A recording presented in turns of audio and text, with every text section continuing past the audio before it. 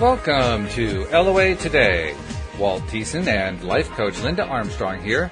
Today is Friday, October the 5th, 2018, 4 p.m. Eastern Time, your second daily dose of happy for the day. We hope you've had a really happy week and a productive one and satisfying and abundant and all those good things and getting ready for a great weekend. And I know that it's going to be a different weekend for me, Linda, because, of course, last week we couldn't do a show because Louise and I were in North Carolina for our niece's wedding. This week we're hoping it's going to be a little bit calmer than that, but it was good. Don't get me wrong. It's nice not to be traveling this weekend. Yeah. So how you doing? Oh, I'm doing okay. I've been busy myself. Mm-hmm. Mm-hmm. But it's all good. Yeah, well, being busy is good. Of course, that kind of ties into the topic we're going to be looking at today. Because when is it good to be busy, and when is it good to take action because you're inspired to take action? What does that mean? What does it mean to take inspired action? That's going to be what we're going to be talking about. Before we get into it, though, I'm going to get our promos out of the way because I'm trying to do them first and it's kind of establish a new pattern there. So they're the usual ones. The first one is if you're not yet a subscriber, please take a moment to become one. It's really easy to do. Chances are, if you're on a phone right now, listening to us, you're probably already seeing a subscribe button, and we're just inviting you to click it. But in case you don't see the button or you're not tech savvy or whatever, we've got all the instructions on the homepage of our website where you can look up how to subscribe to the podcast. So please do that. And second of all, the homepage is lowaytoday.net. Did I say that? I can't remember if I said that or not. But the second promo, and the second message we want to put out is we have been making major progress with getting more and more people exposed to LOA Today, getting more people aware of the fact they can get their daily dose of happy, which really everybody needs. Everybody needs to feel better every day, right? I mean, we deal with challenges all day long, and we have lots of different opportunities to practice our deliberate creation, but we also know we have to stay in a happy place to do it, and sometimes it can be a little challenging. Well, that's one of the reasons why we created LOA Today and your daily dose of happy, so that you can get that. Well, we want more people to have that, and in order to do that, we want everybody to be posting whenever you're listening, hey, I'm listening to LOAtoday.net, because it has made a huge difference in terms of us reaching out to and finding people who hadn't heard of us before. And, so now we're well into the hundreds of people who have heard about us. We need to move next into the thousands and then the tens of thousands and hundreds of thousands of people who have heard of us and who know about getting their daily dose of happy. So please do keep posting. Please do keep sharing out there that you're listening, because it's paying off. Linda, I mean, over the last 3 months, we have more than doubled our listenership. I mean, wow. Number of people listening to episodes, 3 months ago was about 80 to 90. Now it's closing in on 250. And it's just really just flying. Great. Yeah, really good. Really, really good. So we want to keep that going. Yeah. So getting to the topic, inspired action. Well, first of all, we should probably define the term. People who are regulars, shall we say, in the law of attraction field probably know what it means, but we can't really assume that. We should kind of define the term. So you want to take a crack at it? How would you define inspired action? For me, inspired action is when you have this very high energy backing it up. And I'll add to that, inspired action for me is when it comes from like the divine energy, the universe, that just drops this thought or this thing that you could do, this idea, this new inspiration. It kind of drops in and it lights you up. So you're coming at doing this action through this very high vibration. That's, to me, inspired action. Okay. We all know how to take action. Yes. And a lot of times that action has a very, a pretty heavy energy around it. And when your action is coupled with that type of energy, first of all, it takes way longer. And you may actually not be taking the correct action. And then you won't find that out until later on after putting all this effort into it. So I don't know, does that kind of let you know? And how would you define heavy energy? What makes energy heavy?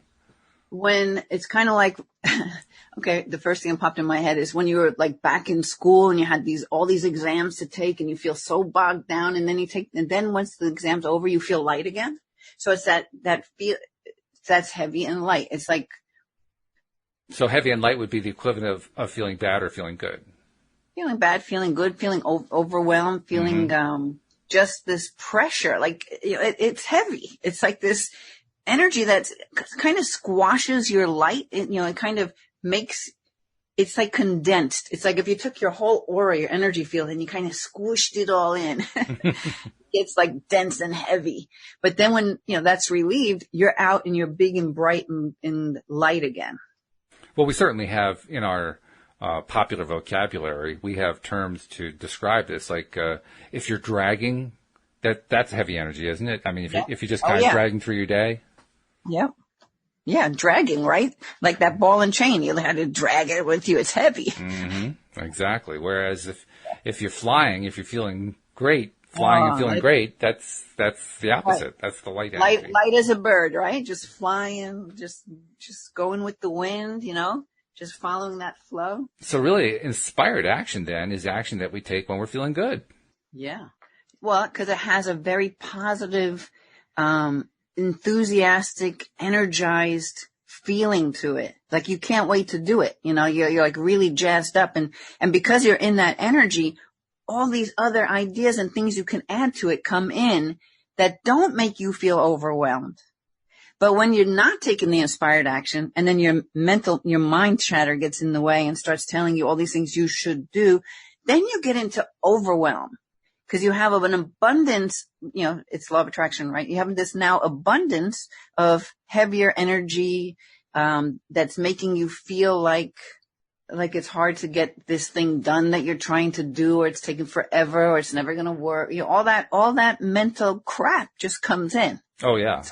And we all know that one. I mean, that's where you're literally dragging through the day. You can't get anything done. Anything you try to do, it happens slowly. You make mistakes. Right. Things don't come out right. It's just because you're way past the point where you should have realized this isn't really supporting me. Maybe there's a better way to do this, And really that's why, there's one reason why we have a daily dose of happy. It's why those of us who are learning to be deliberate creators in our own lives want to get into that good feeling place, because we know that's a prerequisite. That is something that has to be in place before you can truly begin to attract what you want into your life, instead of inadvertently attracting what you don't want, or more of what you don't want. Right. And you know what? I wanted to say before, Walt, when you were talking about this daily dose of happy, that, some people do not meditate, right? Because they think they don't have the time, or they don't know how. So they don't really get into that quiet place where they can hear their inner guidance. But if you don't know how to do that, you could listen to these podcasts, because they take you there. Because you're letting go of the outside. You're listening to this upbeat, uplifting conversation. It gives you the same effect. It's an interesting point. I, as one who does the podcast, I've never had the opportunity to listen to two other people doing the show and see how does it lift me up to the point where I can actually get messages from inside. But it makes sense. It certainly makes sense. Meditation doesn't mean you have to get messages from inside. It's just being in that being at peace is what it basically is all about. So when you're doing these shows, you're in that zone. Oh yeah. Well, I know that. That's why you keep doing it. So these are like a meditation for you, even though you're talking. Yeah. I was just trying to imagine what it's like from the listener's perspective is all I was saying. I would say it's the same thing, because if they enjoy listening to it, then they're going to be riding the wave of the energy that you and I and any other co-host is putting forth. That's true. Yep. That's very true. And it becomes, what's the word that Cindy uses? It becomes entrained. Energy entrains. That's what she says. That's right. And when it entrains, it basically connects. So our energy connects to your energy, and so on and so forth. And that's a nice thing, because that means there's a multiplier effect. Right. That multiplier effect actually can get us through some tough times. I mean, there are times when we have trouble getting into that good feeling place, right? And that's what that's what all the processes are about, trying to change the momentum around and start feeling good, so that we can attract the good things that we want in life. But that can be a challenge sometimes. In fact, that's what the topic of most of the shows is, when you really boil it down. Well, so entrainment, is what popped into my mind, and maybe this is how she uses it in her practice. But say, when I used to just strictly do Reiki, I would always use crystals, and I would put, the chakra crystals on the chakras that match the vibration of that chakra, right? So when that chakra is out of balance and you place this crystal on it, your body starts to entrain with the vibration of the crystal. So now the crystal has one vibration. It's not all confused like our bodies. Our bodies have like all this stuff going on. And so that's why we can get out of balance. And by just simply placing even just the crystal on the chakra and just being in that peaceful place, you're allowing that chakra to entrain itself back to its vibration, which this crystal's already holding. So anyway, that just popped in, so I figured I might as well share it. Yeah, that's good. In fact, what you talked about there, when you talked about, I think you actually used the word healing there. Maybe I put that in with my own head. I don't know, but it made me think about something. Last couple of days, I've had literally a pain in the neck.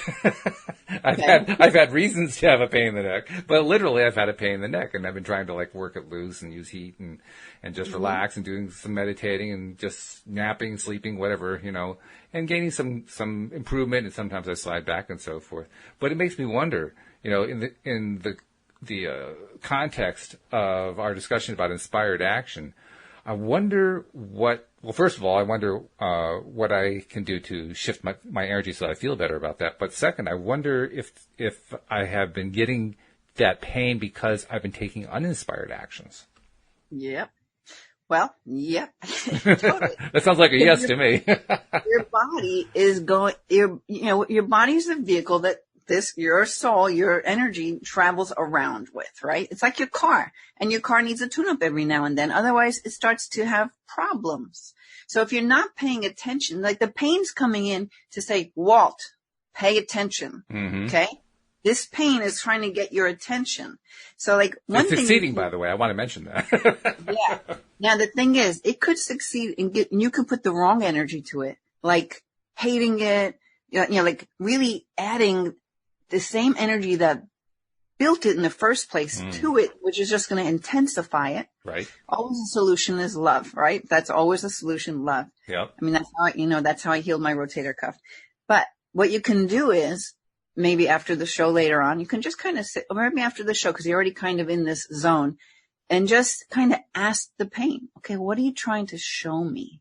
What is it that I'm not hearing? Because, maybe your guys are trying to get through to you and you're just so busy with all this other stuff and possibly not using the inspired action, but more of that forced, got to get it done kind of energy. And so the pain's trying to get your attention. So you want to ask the pain, like as if you can sit quietly and just talk to the pain in your neck and say, okay, so what are you trying to tell me? What is it that I need to do so that you can leave? First of all, you give it love. You thank it for the message it's bringing to you.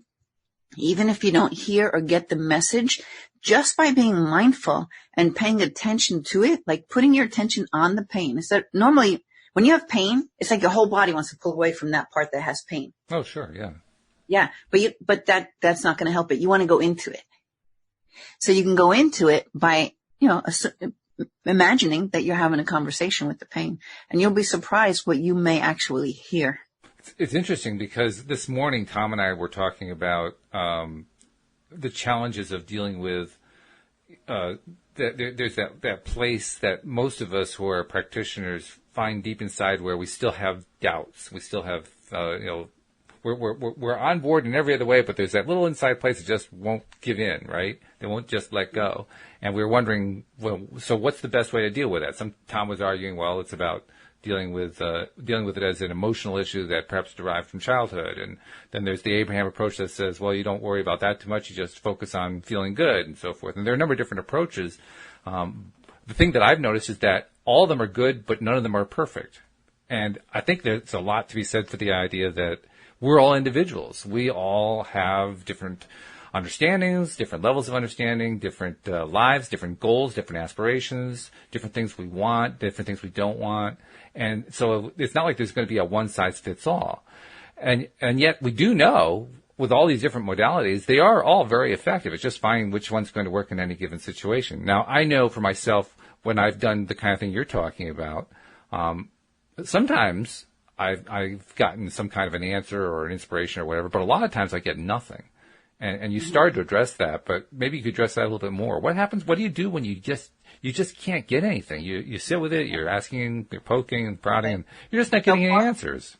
part of why you're not getting anything is because, once again, you noticed I'm not getting anything. Right? Yeah, right. So here comes that focus of, I'm not hearing nothing. This is ridiculous. This is stupid. People, all that mind chatter comes in, right? So, you know, what you can do just to quiet that is say, you know what? All right. I'm going to just trust that my message will come to me either now or as I'm walking through my day. You might find in the shower the next day, all of a sudden the perfect thing drops in because you're not at that moment searching for it. Yeah, that's true. That does happen. Yeah, absolutely. So, you know, when you do it often enough, you can kind of be in that place where, okay, where you don't expect that you have to have the answer right now. You're just trusting it'll come. And then the more you do that, the more it actually comes when you sit and ask. So because part of it is being persistent then. So part of it's just persistently, you know, asking and waiting and just, in a sense, being patient for the answer. Or just asking and letting it go. Like with your neck, I would just like kind of sit with it. I would imagine, imagine how much you love your wife. If you could ball up that energy of love into this little ball in your hand, right? And you just put it right there into the pain. So, you know, I'm just going to give you the same love that I have for my wife. I'm going to put it right there into the pain. I don't know if I can hear what you want to tell me, but I'm just going to love you and I'm going to allow it to drop in. Maybe it'll come in the shower tomorrow. Maybe it'll come in while I'm driving to work. You know, when you're kind of in that no mind kind of a place because you're just doing a routine that you always do. You ever find that that's when they drop in a lot of times? Yeah. So the unexpected delivery is what we're talking about here. Yeah. So I took some notes while you were talking before and something when you were talking about your discussion you had the other day or this morning, I forget what you said. Mm-hmm. So what came into mind was like doubt, right? When you're doubting yourself or what you're doing. So I forget how you phrased that because we kind of went off track. But what I wrote down is like, you know, why? Why are you not trusting? Why are you doubting? And whose point of view are you trying to match? So the doubt comes in because you have some kind of outside perception of how it ought to come in, how it's come in for other people, how other people are able to hear their messages. You know, you start comparing to what's out there. And so you're disconnected from, well, what's my way? And can I trust myself to have my own way, that it doesn't have to be the way all these maybe gurus might say it is, or my friend who's always finding their answer like this, you know what I mean? So it comes back to, I hope I'm making sense. It comes back to trusting. Like I did a video on this the other day. Like who's to say, like, you know, I was talking about perfection. Who's to say that your imperfections are not just perfect? Oh, sure. Right? Because when you're trying to do it the way you think it's supposed to be done or the way other people have had success, you know, maybe it's just not your way. Yeah, exactly. That to me summarizes very nicely, kind of encapsulates the idea that while there are many ways to go about realigning yourself, each of us needs to find the one or the ones that work for us and go there because not every method is going to work well for everybody. Just because it works for 50 other people doesn't mean it's going to work for you. Yeah. And when you can soften that and allow your way to come through without having to try and make it be anything, then it comes through easily. So again, it's just softening the energy around it, almost like softening the importance around it or taking it off of a timeline, you know, which is where patience comes in and you're just allowing things to unfold. Because when we can like kind of surrender and allow, everything comes through. It reminds me, too, that one of the comments that Abraham makes is that they don't advocate patience, but their context is a little different. The patience they're talking about is being patient with waiting for something to show up, whereas what we're talking about here isn't so much waiting for a thing to manifest, it's waiting for a signal to come through, which I guess is kind of similar. I mean, virtually everything that we're tracking is included in this. So in one sense, it's the same, but in another sense, it's like, it's learning the communication. It's learning the connection and giving yourself the time to learn that connection. That part, that makes it a little bit different qualitatively from, the new car hasn't shown up yet. Yeah. Well, because when you put a timeline to it, then you start to limit yourself to only one or two particular ways something can happen, right? So you're cutting yourself off from that divine inspiration so you can take the inspired action. You know what I mean? Mm-hmm. Yeah. It gets, I mean, it's tricky because it sounds so simple, but it's not. Doesn't it? Well, the simplest things are usually the most difficult to implement anyway. That's what I've learned over time. But you'll hit it, right? Like, so, like I've been pretty good. I tell you, this past week I've been pretty good with just surrendering and letting things unfold. Oh, nice. And things are unfolding. So it's like, wow, okay, I'm here now. But you know what? I don't want to put it out there, but I'll just say it. I may not be there next week. I might be back to starting to push things to try to happen again, you know? You definitely have to watch saying that kind of thing. I mean, literally, right. We had an experience of that during the podcast on, I can't remember which day it was, Tuesday or Thursday, but it was with one of the shows with Wendy. And I was telling the story about how we have new neighbors upstairs. We live in an apartment complex. New neighbors upstairs, and the new neighbor upstairs was playing some very loud music in the room directly above the room where I do the podcast from. And not only that, they had their window open, so it was coming from two different areas, so it was pretty loud here in my office. And I was thinking to myself, well, that's not going to work for a podcast, and it's certainly not going to work for me doing the rest of my work. I need to get that quiet. And so I put it out to the universe. I need to get it quiet. And 15 minutes later, they turned off the radio and stayed off. Right. Until during the podcast, when I told the story about how the music had been playing and how I was getting upset about it and how I need to find a way to turn it off, and the music came back on. And then I recognized, I just brought the music back on. I got to talk about turning the music off. So I talked about turning the music off, and the music turned off. This happened like 2 or 3 times. It was really, really funny. Perfect. And you know what? And that's spirit playing with you. Yeah, no kidding. So you can make a point, and you can put into the let's call it what we so-called think is real life situation. Mm-hmm. Yeah. So you can experience it as you listen to this call. Yep. Yeah, it was pretty wild, I can tell you that. And it's one of those things where it's like a V8 moment, right? Oh, geez, I just did it again. But it was fun. It was fun. So, okay, so inspired action then. How do we tie that into what we're talking about here? Because certainly the idea of examining and asking and loving and so forth, the pain point, like we'll take the example of the pain in the neck, which, by the way, is receding. But that pain in the neck, how do we tie that into inspired action? What's the inspired action to take when you've got a pain in the neck? The inspired action to take to release the pain? I guess so, yeah. Well, for me, it's individual. So I'm not exactly sure what you mean, but I would say, for me, when I have something like that turn on, I sit with it. I do exactly what I just told you to do. So just the sitting with it thing. Okay. Yeah, I'll just meditate on it, or I'll just thank it, or I'll, because it ties into some of the work I do, where I'll just like look at it and welcome it and thank you for what you're trying to do for me. So you just accepting it, mm-hmm. and it just needs to be seen, right? And then it starts to dissipate. It's mindfulness, when you can actually look at something, it can release its hold.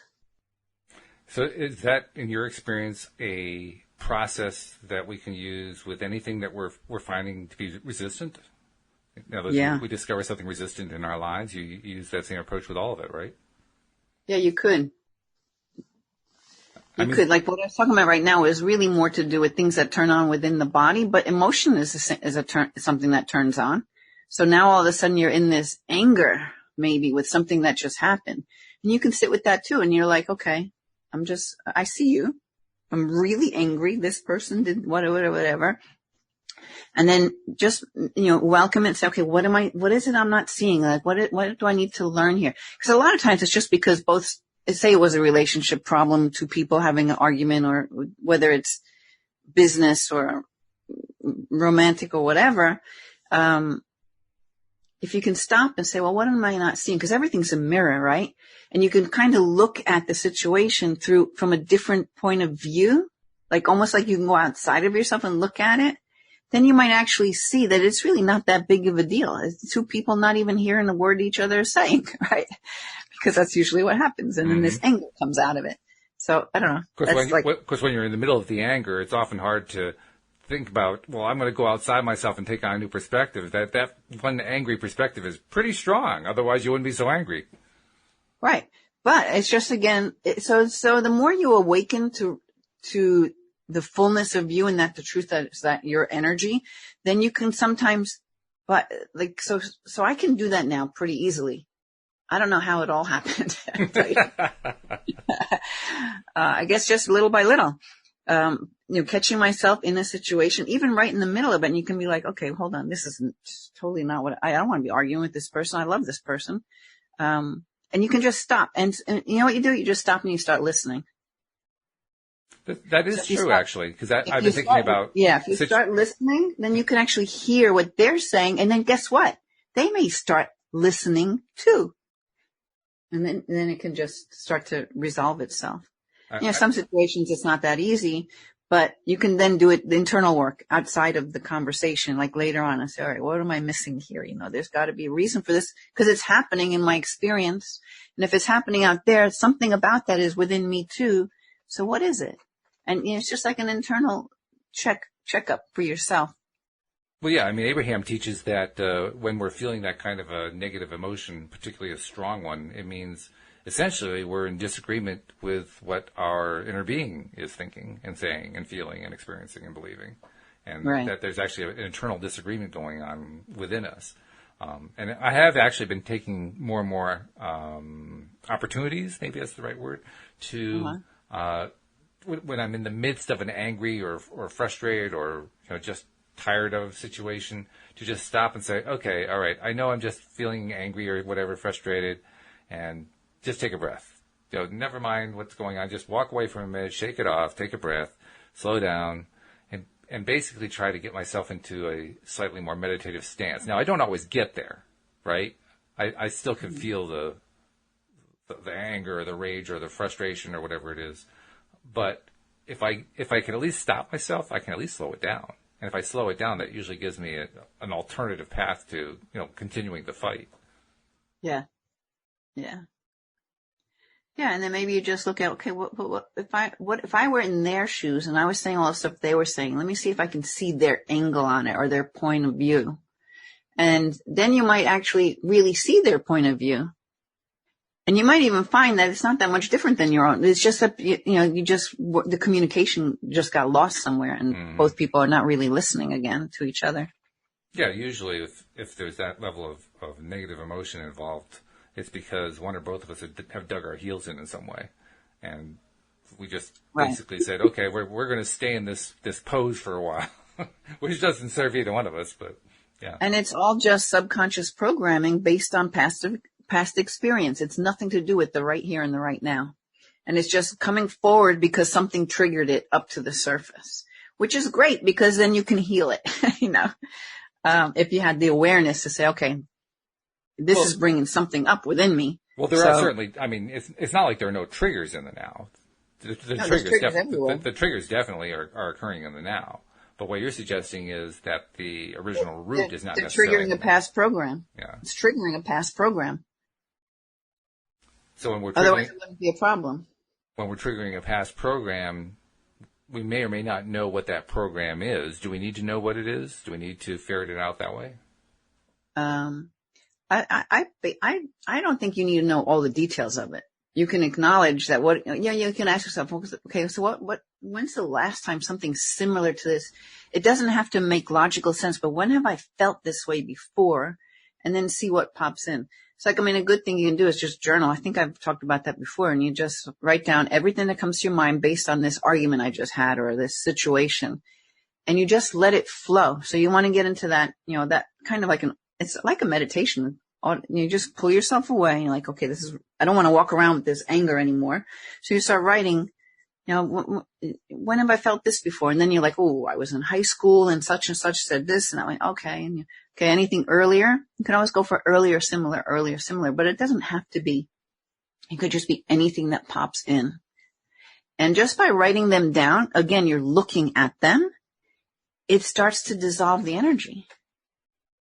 That's true. Just the act of writing something out like that, it's almost like you're giving the negative energy a place to flow to away from you. It just wants to be seen. It just wants to be seen. The only reason two people are arguing is because they just want to be heard, and they're not hearing each other. Mm-hmm. Well, that's often the case, isn't it? It's like there's a little child inside of us that says, just acknowledge that you hear what I'm saying, that there's some value to it. That's often what it amounts to. Oh my God. I remember fighting with my mom, and we were both doing the same thing. You're not hearing what I'm saying. Yeah. I just told you. And then, the other side is, no, you're not hearing what I'm saying. And like no one was hearing each other. I mean, I remember it so clearly.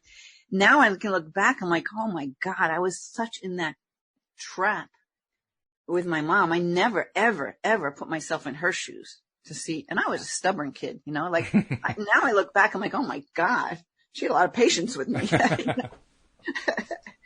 Yeah. I have had fun, in circumstances where I have that direct connection, like you just described, where I know there's like me and somebody else, and we're just going at it, and we're both agreeing that neither one of us is hearing the other person. And when I notice that, my best defense against that is just to burst out laughing, because it's so ridiculously humorous. What? It's almost like looking at a cartoon of ourselves, where the cartoon is two people who are just shouting at each other, and neither one's paying any attention to the other. Right. That's great, because that right there breaks the energy flow. Yeah, it does. Yeah. Laughter is one of the most powerful weapons we have. Not even weapon. Weapon's the wrong word. It's one of the most powerful tools we have to shift our energy when we're in a place where it's not as good as we want to be, or maybe it's even really bad energy. But laughter does all kinds of things. Laughter is great for everything from depression on up to hopefulness and everything in between. And it just, and it's wonderful even at the highest levels, because it just kind of reinforces those levels and keeps those momentums going. And it's as contagious as a yawn. I mean, you ever have something hits them so funny and they're cracking up so much that you're cracking up. You have no clue why you're laughing. Yeah. But you're just so in the flow of that laughter where it's like hurting your cheeks, That's awesome. It's like when you walk into a comedy club or something where somebody is just doing a string of jokes, that kind of thing. And you walk in and you hear the joke, and the joke doesn't sound funny to you, but everybody else has already got the laugh going. And so the whole room is laughing. And even though you don't think the jokes are funny, after a while the laughter catches up with you, and you start to feel the laughter, and then it starts to seem funny to you. You can't help it. It's contagious, just like love. And that's why I really, really always talk about sending love. Just send it out. It's contagious. Just got to send it out. People don't have to know you're doing it. You're just sending that energy out.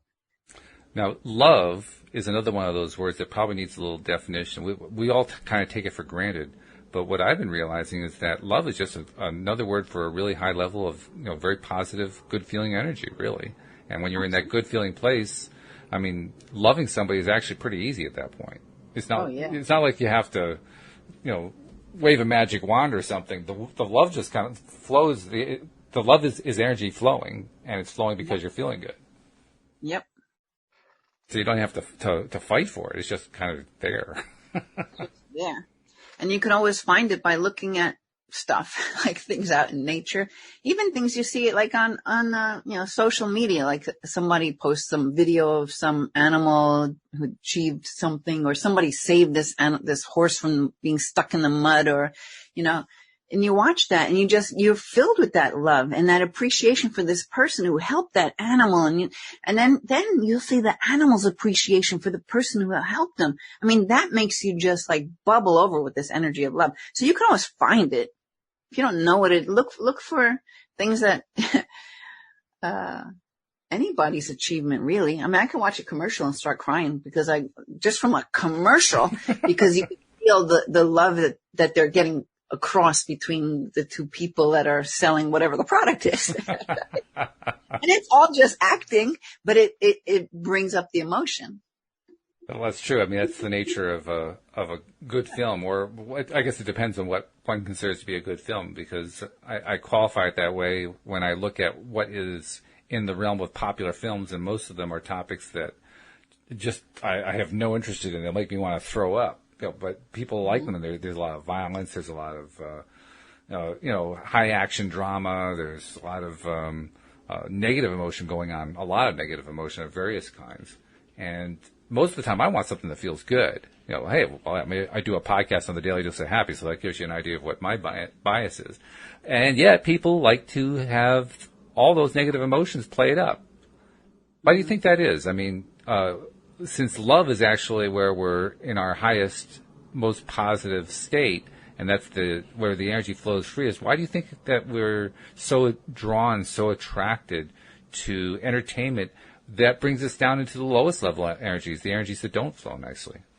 Most of the time, I think those things that you're watching, in some way will inspire you back to the, like I'll think, as you were saying that, I was thinking of, did you watch the series Dexter, the serial killer? I don't even know it. Okay. So Dexter was a serial killer. And let me tell you, you would be like praying that he gets home safe from his kill. Okay? Really? Okay. Yeah. This guy's a serial killer. His father was a cop, and he noticed this tendency of Dexter to have to kill things. And so he kind of coached him or trained him to only use that energy like a vigilante. So like Dexter would kill like evil people. Okay. All right. This is a weird conversation, but the No point kidding. of it is, if anybody who's seen the show knows, you really were like wanting him to get back safe, for him not to get caught, you loved him. This is a serial killer, but we loved him. Well, maybe you did. I didn't watch the show. Watch this show. I bet you love him too. Actually, that's not the kind of show I really like watching. I mean, now I'm speaking just for myself here, but if I see a theme of any kind going on that's just dragging into the negative emotions, I just don't even want to watch it. I lose interest so quickly. Give you an example. Back in the early 1980s, late 1970s, there was a film that became very famous called Alien, starring Sigourney Weaver. And that film got a lot of press at the time, and it was like the horror film and so forth. And there was a friend of mine in college who said, let's go to see the film together. And I said, I don't really like that kind of thing. He says, no, come on, it's going to be good. I said, all right. So I went with him. And I don't know if you remember the movie at all, but there's at one point in the movie where this alien creature eats his way out from inside of a guy's belly.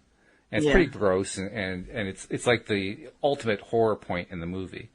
And when they got to that part of the movie, I wasn't really enjoying the movie anyway, but when they got to that part of the movie, I was not emotionally invested in it. I had not gotten into that place of suspending my disbelief. So I was just watching it from a technical viewpoint, and the technical presentation, the what do they call it? The special effect of the alien eating its way out looked so fake to me that I just burst out laughing.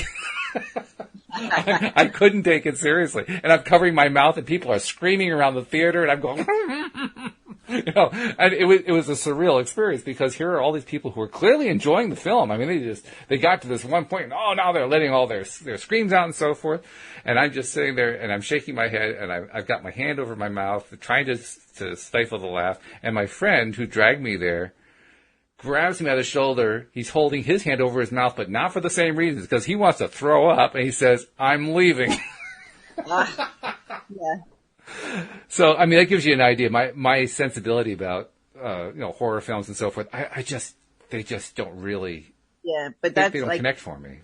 The example of Dexter is nothing like a horror film. When I was younger, I used to love horror films. I can't watch them anymore. Like, once I've awakened and got more sensitive in the way I am now, I cannot watch those things. But if there's something uplifting about it, like, I don't know if you're into The Walking Dead.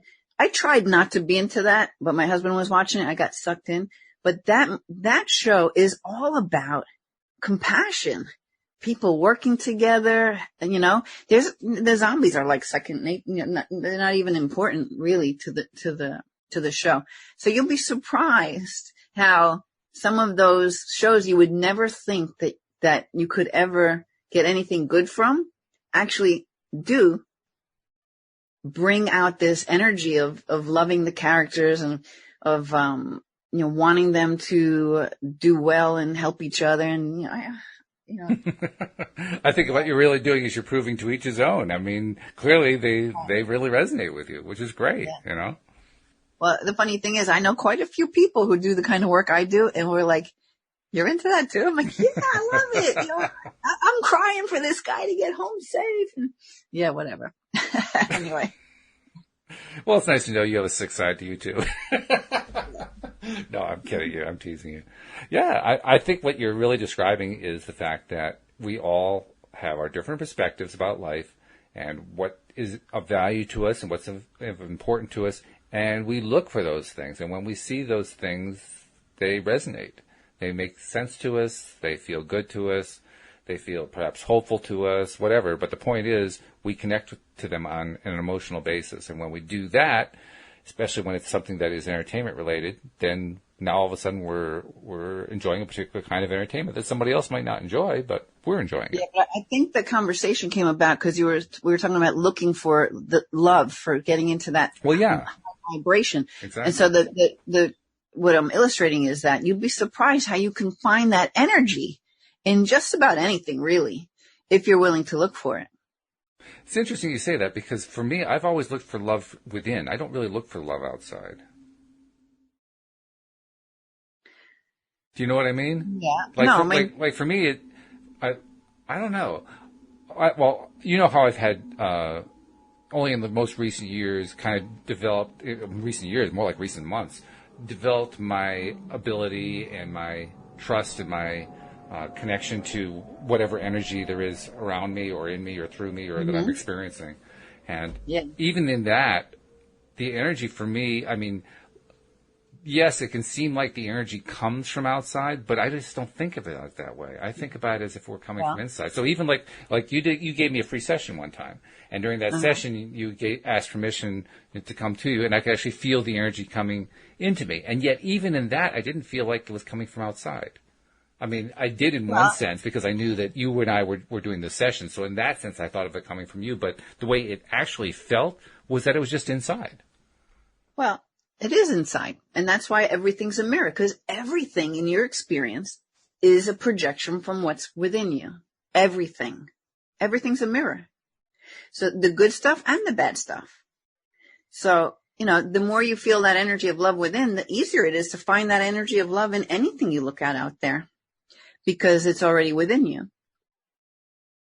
Okay, that makes some sense to me. I mean, we talked about being in the matrix, right? One time. So if you're running this program, it is programs in the subconscious mind. It's like the computer, and it's dictating how you're going to experience this, that, and the other thing based on all these programs it contains. If you're that computer and it's running programs, so what's projected is coming from within, right? Everything that you see is a part of a program that you're playing out. I mean, it can get really kind of deep in that, nothing really exists. It's all just little particles of energy, right? Yeah. Well, it's what we put to it that makes it be whatever it is that we're in agreement in the collective consciousness for it, say, to be. Like we all agree that these are trees out here and that that's grass and that this is the earth. Those are pretty widespread collectives, right? Oh, yeah. But if you are the individual who's playing the movie, like you close your eyes, there's nothing there. You open your eyes and there's all the stuff that you have projecting out into your world. That's why when anything you consider to be bad comes up or a problem, it's just something that is playing off of a program from within. So that's why I like the work that I do, because we can uncover the ones that are not supporting you, because all the good stuff, of course, supports you, right? Yeah, I guess it does, doesn't it? Ultimately. Yeah, I mean, your subconscious mind does serve a purpose, but it's when it's running off some old program that doesn't serve you, that's when you want to kind of, delete that program and rewrite a new one. Write a new one. There are a lot of ways to do that, aren't there? Because, I mean, you have a very unusual, interesting one that you take. Your approach is you basically go in and rewrite it, which I had never heard anyone do that before. Where one person is rewriting another person's program for them. That was really interesting. But there's also like the more traditional hypnotherapy or psychotherapy or the teachings of Abraham and how they talk about just going for better feeling thoughts and so forth. There are a lot of different ways to go about that kind of thing. And each one of them has its pluses and minuses. You found one that really works well for you, and it's very direct the way that you do it. You're just directly interacting with energy in a way that few others do. Yeah, but so that's what works for me, and that's what will work for the people who come to me, or they wouldn't be drawn to me, but it's not the only way to do it. You know, that's the beauty of it. There's no right way. Yeah, I guess it's really, that again ties into the conversation that Tom and I had this morning. And the realization that there are lots of great tools, and we have to find which ones work best for us.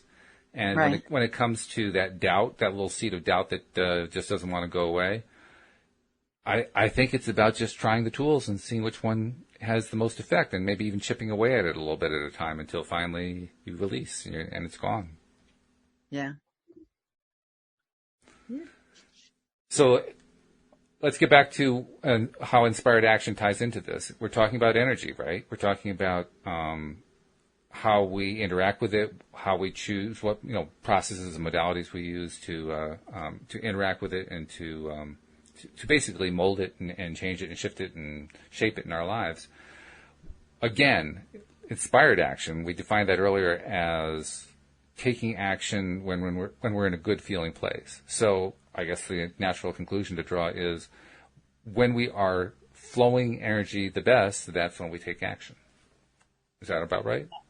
Well, because that's usually when it comes from inspiration.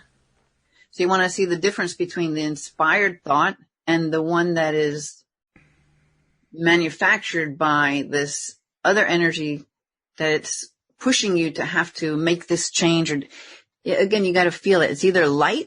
If it's coming from the light, it's inspired. If it's coming from denser energy, like that, just this, our humanness and that reactive mind, then that's just a different story. So you just got to kind of get in tune with what feels right. Does it feel good? I mean, sometimes I'm inspired. I don't even sleep. I'm like, I keep going on this thing because I can't stop myself. That's inspired action. Or many times I'm pushing myself to try and figure this thing out so I can promote it in this way, or maybe I need to create this, or maybe I should put, but it's all this like maybe, because I don't have the inspiration saying, no, this is how you do it. Right? So when I get an inspiration, it's like I don't want to stop myself because I'm so in the flow. It's different than when don't want to stop myself because I have to try and get a result. Maybe one way of saying that then is a good time to consider an action to be inspired is when you can hardly wait to do it.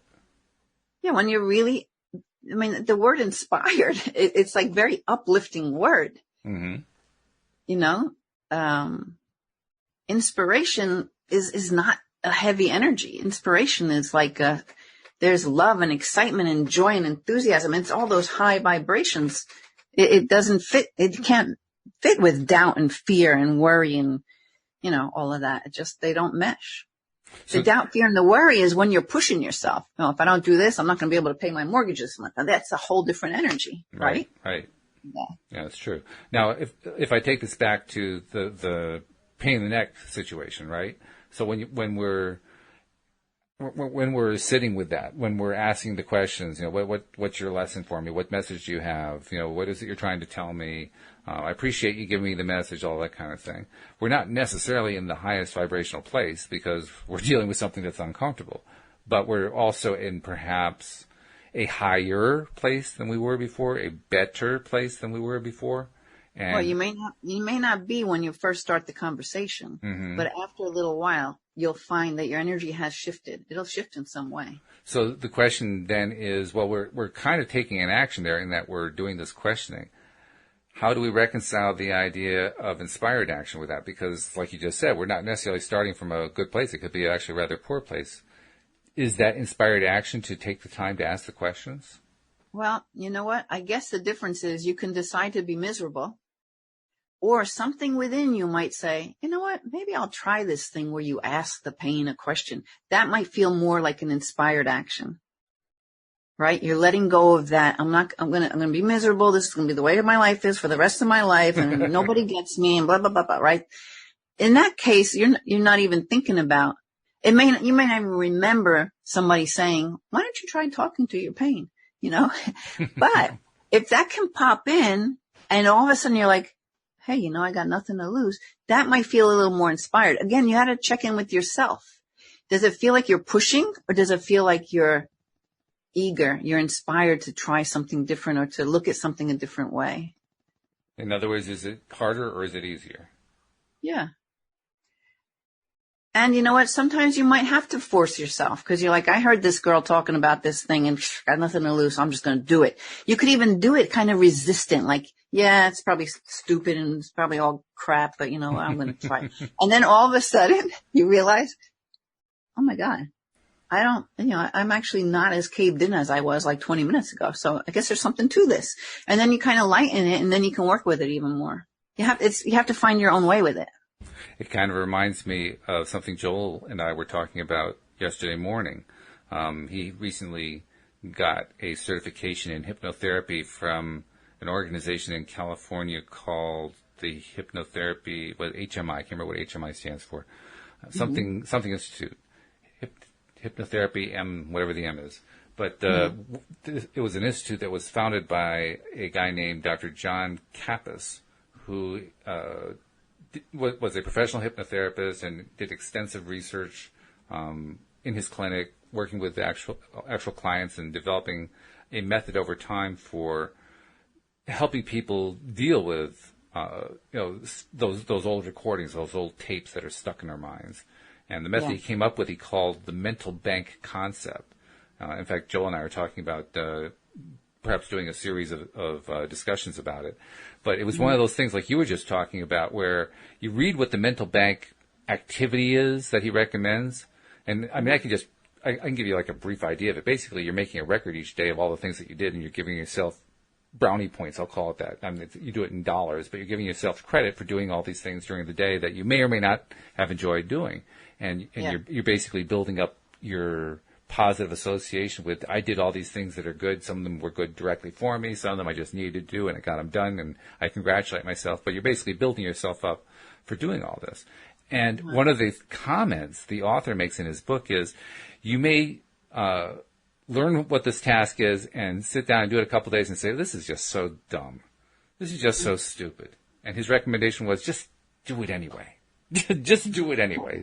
Screw it. Okay, so it's dumb. Fine. Do it anyway. Do it for 30 days because it'll pay off for you. That's kind of what you were talking about the girl. Yeah. Yeah. Doesn't hurt.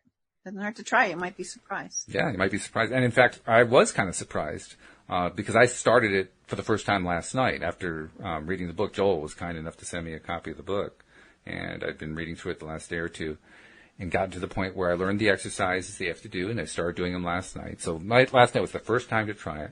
And it says in the book that the first couple nights that you try it, you're supposed to do it right before you go to sleep. So it's like a 5-minute activity before you go to sleep. And then you may find during the night that all of a sudden you're sleepless. You wake up and your mind is going nuts and it's doing all this stuff and so forth.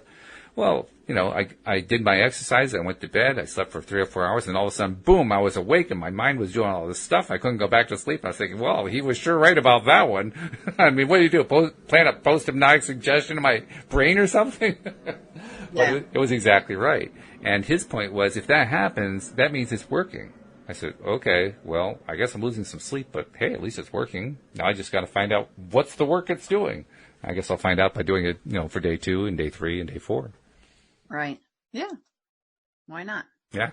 But that's the point. We're trying new things. I mean, I don't feel like I've totally mastered everything, so I'll just keep trying processes until I find the combination that works for me. And it's not like I haven't made progress. I've made lots of progress, but I don't know. I guess I'm a kind of a perfectionist in terms of wanting to get it, to really get it, to the point where I can just do it every single time.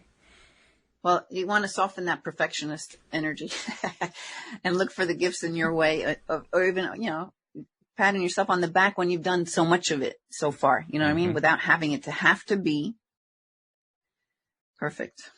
Yeah. Perfect was probably too strong of a word. I think you're right, though. It's a good idea. That's actually part of what the exercise is, that this mental bank process has you do. It's rewarding yourself for all the things that you kind of forgot about that you did during the day. Saying, what, you did some good stuff there. Take credit for it. Okay, sorry. I'm sorry. No, that's all right. I was just rounding out the comment. That's all. Okay. I actually picked 3 cards for a reading. We can do them if you want. We got to do them quickly. We only have a few minutes left, but yeah, we can do them. Okay. Because the first card says perfect timing. So Oh, okay. might as well see where this is going. Yeah, right. So I'll read them all three quickly because we're running out of time, and I'll leave it to everybody else to see how that plays out for them. And if there's any time for any commentary, if it comes out, it comes out. Okay. So anyway, this perfect timing card is from Angel's Oracle. It says, now is the perfect moment for you to act on your inspirations. The doors are open while you walk through them with us by your side, meaning the angels. Don't delay or procrastinate, as all of the ingredients are ripe for your success. Everything and everyone is on your side, supporting your positive outcome. So it goes on to say this card means that you need to take certain steps before your prayer can be fully answered.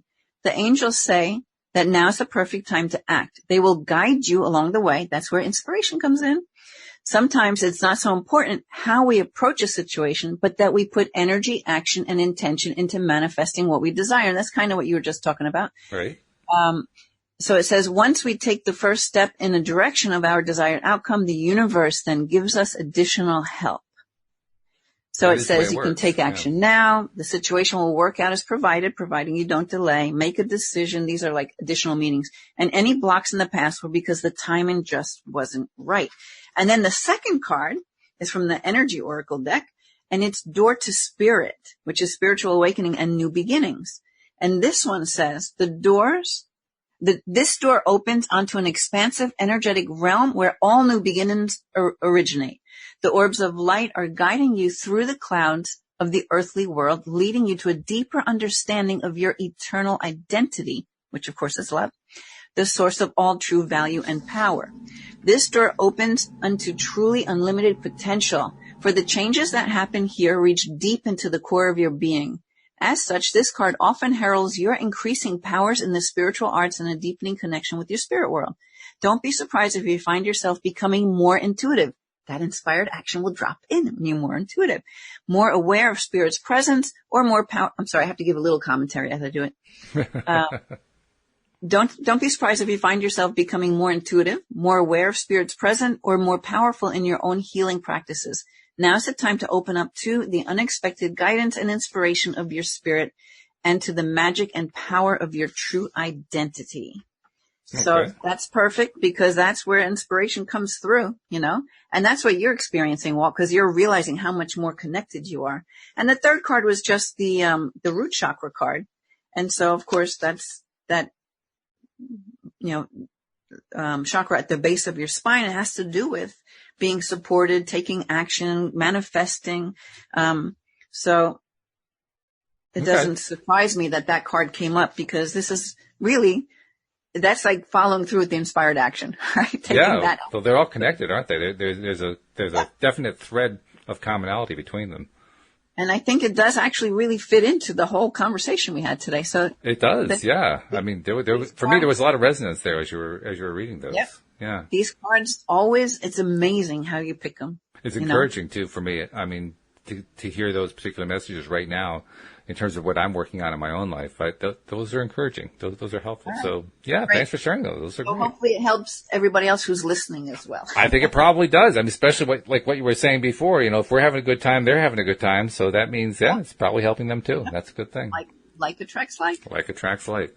Before we leave, I want to give you a chance too, for somebody who's looking for some of your very unique and direct approach to dealing with energy and learning how to, use energy to our benefit. How do they reach out to you?